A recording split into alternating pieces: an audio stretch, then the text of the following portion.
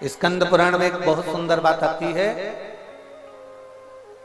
कहते हैं भगवान शंकर सती मैया तक विवाह करे,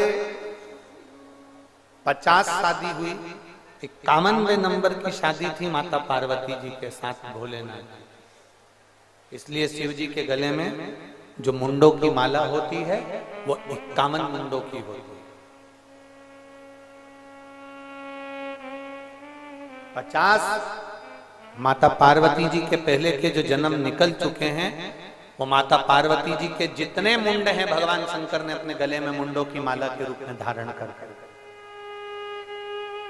शिव जी के गले में जो मुंड पड़े हुए हैं वो मुंड दूसरे नहीं है, माता सती पार्वती के जो पूर्व जन्म के उमा, कात्यायनी, कुष्मांडा, स्कंदा, कालरात्रि, चंद्रघंटा, जितने जितने माता पार्वती के पूर्व में जन्म हो चुके हैं, उन सारे जन्मों में जो जन्म लिए थे और प्राण त्यागे थे, उनके मुंडों की माला शिव जी के गले में। शंकर जी कोई दूसरे मुंड धारण नहीं करते, केवल माता पार्वती के पूर्व जन्म के जितने मुंड हैं उसको धारण कर रहे।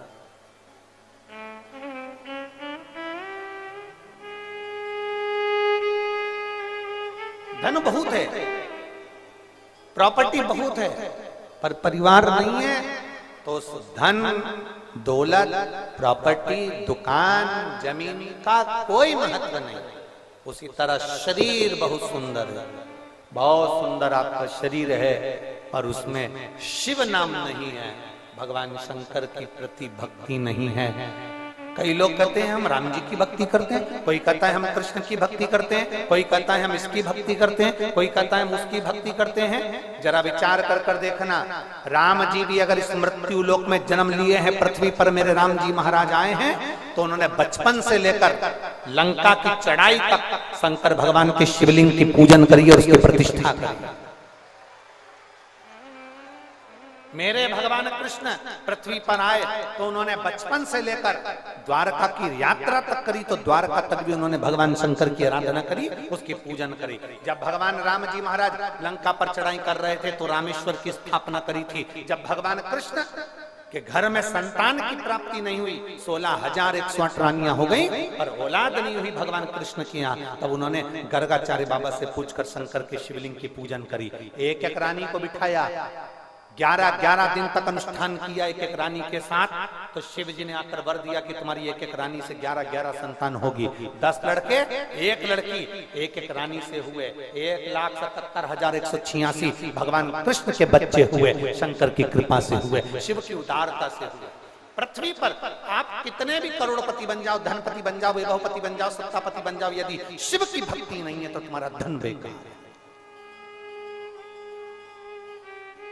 कितने भी सुंदर हो जाओ, तुम कितने भी सुंदर हो जाओ, तुम्हारे सुंदरता में अगर शंकर के प्रति भजन नहीं है, शिव के प्रति भक्ति नहीं है, तो तुम्हारी सुंदरता बेकार बेकार। फिर वो सुंदरता जलकर भस्म हो गई तो क्या दिक्कत? सती और पार्वती में अंतर क्या है? कहते हैं कात्यायनी जितनी सुंदर थी उससे ज्यादा सुंदर महागौरी थी, महागौरी जितनी सुंदर थी उससे ज्यादा सुंदर चंद्रघंटा थी, चंद्रघंटा जितनी सुंदर थी उससे ज्यादा कुष्मांडा सुंदर थी, कुष्मांडा से ज्यादा सुंदर कालरात्रि थी, कालरात्रि से सुंदर ज्यादा सती थी। सती मैया भी अति सुंदर थी। शास्त्र कहता है, स्कंद पुराण कहती है इतनी सुंदर, देवी भागवत कहती है इतनी सुंदर माता सती थी। पर करो क्या उस सुंदरता का? क्या था? अरे भजन करो भरी जवानी में, बुढ़ापा कौन देखेगा? सारी डिजाइन बिगड़ जाएगी बुढ़ापा में। सोफा सेट निकल के बाहर, अच्छी कंपनी का सोफा सेट निकल जाएगा, डुप्लीकेट लगाना पड़ेगा। किसी किसी का सोफा सेट तो खाते खाते ही निकल जाता है, किसी किसी का सोफा सेट तो फ्रिज के अंदर कटोरी में रखा रहता है।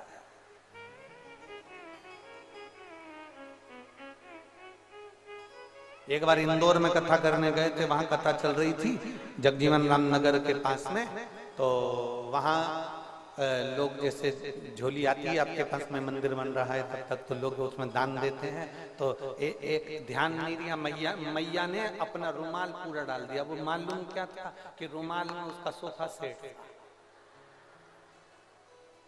पूरे दांत वो रुमाल के अंदर रखे हुए।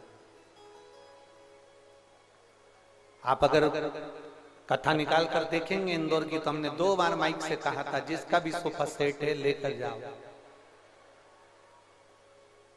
पूरा सोफा सेट हाथ किसी का नहीं। क्या करो, अरे बुढ़ापे में आंखें दुखे, ये खिड़कियां खराब हो जाएंगी, इनके कांच बदलवाना पड़ेगा, दिखाई नहीं देगा, छत की पूरी टीन उखड़ जाएगी,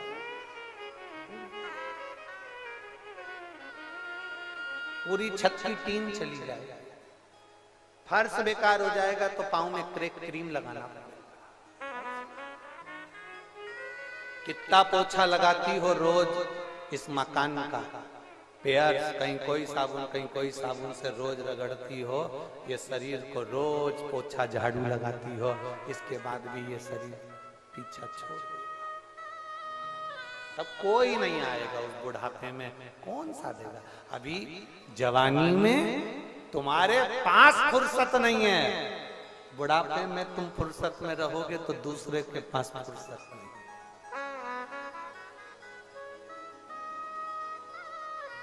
कोई नहीं। आप जो पैदल चल चल के शंकर जी के मंदिर में जाकर 1 लोटा जल चढ़ा रहे हो ना, जो आप पैदल चल चल कर शंकर जी की कथा में पहुंच रही हो ना, जब तुम्हारा एकांत आएगा, जब अकेले होगे, तब कोई नहीं आएगा, उस समय पर अंत समय प्रभु आना, सब बोलो सब, अंत समय प्रभु वचन दिया तो निभाना,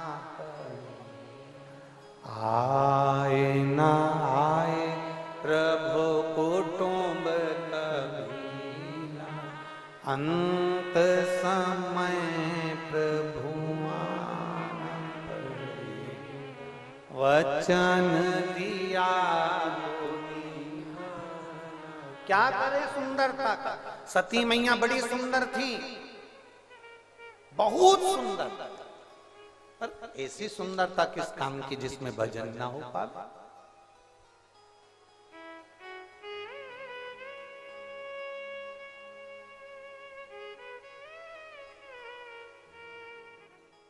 भजन ही नहीं।